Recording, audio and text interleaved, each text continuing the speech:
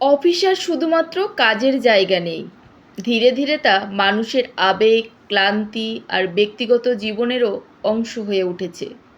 আগে মানুষ দিনের শেষে ঘরে ফিরত, পরিবারের কাছে।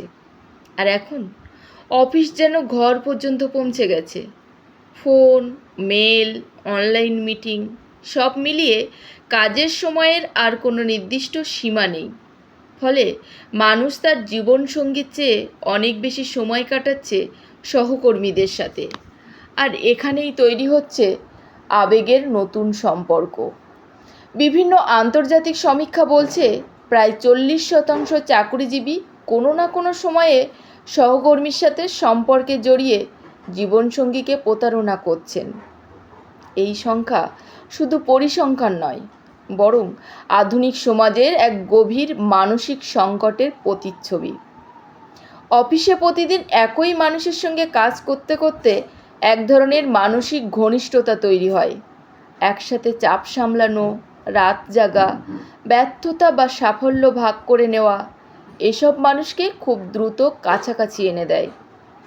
অনেক সময় একজন সহকর্মী এমনভাবে একজন মানুষকে বুঝতে পারেন যেভাবে হয়তো তার নিজের পরিবারও পারে না, কারণ তারা একই পরিস্থিতির মধ্য দিয়ে যান, একই মানসিক ক্লান্তি অনুভব করেন।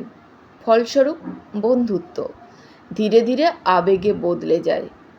সমীক্ষায় আরও দেখা গেছে প্রায় 43% মানুষ জীবনের কোনো না কোনো সময়ে সহকর্মীর সাথে প্রেমের সম্পর্কে জড়িয়েছেন। শুধু তাই নয়, কর্মক্ষেত্রে শুরু হওয়ার সম্পর্কের বিয়েতে পরিণত হওয়ার হার ডেটিং অ্যাপের চেয়েও বেশি।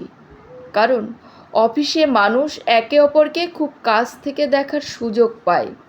কে কতটা দায়িত্ববান, ধৈর্যশীল বা নির্ভরযোগ্য এসব ধীরে ধীরে স্পষ্ট হয়ে ওঠে। সব পেশায় অবশ্য এই প্রবণতা সমান নয়। ব্যবসা, কর্পোরেট, ব্যাংকিং, আইটি এবং স্বাস্থ্য পরিষেবা ক্ষেত্রে এইসব প্রবণতা সবচেয়ে বেশি দেখা যায়। দীর্ঘ কর্মঘণ্টা এবং অতিরিক্ত মানসিক চাপ মানুষকে সহকর্মীদের উপর মানসিকভাবে নির্ভরশীল করে তোলে। বিশেষ করে চিকিৎসকদের ক্ষেত্রে দীর্ঘ ডিউটি ও জরুরি পরিস্থিতিতে একসাথে কাজ করতে করতে গভীর আবেগ তৈরি হয়। মিডিয়া এবং বিনোদন জগতেও একই ছবি দেখা যায়। নারীদের মধ্যেও এই প্রবণতা এখন বাড়ছে। অনেক নারী ঘর ও অফিসের চাপ সামলাতে সামলাতে মানসিকভাবে ক্লান্ত হয়ে পড়েন। যখন তারা ব্যক্তিগত জীবনে প্রয়োজনীয় গুরুত্ব পান না, তখনই অফিসের কোনো সহানুভূতিশীল মানুষের হয়ে ওঠেন তাদের সবচেয়ে কাছের আশ্রয়। ডিজিটাল প্রযুক্তিও এই সম্পর্ককে আরও সহজ করে দিয়েছে। অফিসের মেসেজিং অ্যাপ, ব্যক্তিগত চ্যাট কিংবা অফিসিয়াল ইমেলের আড়ালে গোপন সম্পর্ক তৈরি হওয়া এখন খুব সাধারণ ঘটনা। অনেকেই বছরের পর বছর এই সম্পর্ক লুকিয়ে রাখতে সক্ষম হন, তবে এর ফল খুব ভয়াবহ হতে পারে।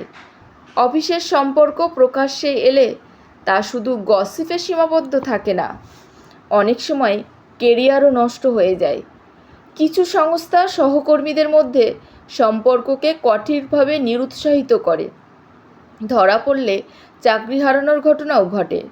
সবচেয়ে বড় ক্ষতি হয় পরিবারে। একটা পরকীয়া শুধু স্বামী স্ত্রীর সম্পর্ক ভাঙে না, ভেঙে দেয় একটা পুরো পরিবার। সন্তানদের মানসিক স্বাস্থ্যের উপরেও এর গভীর প্রভাব পড়ে।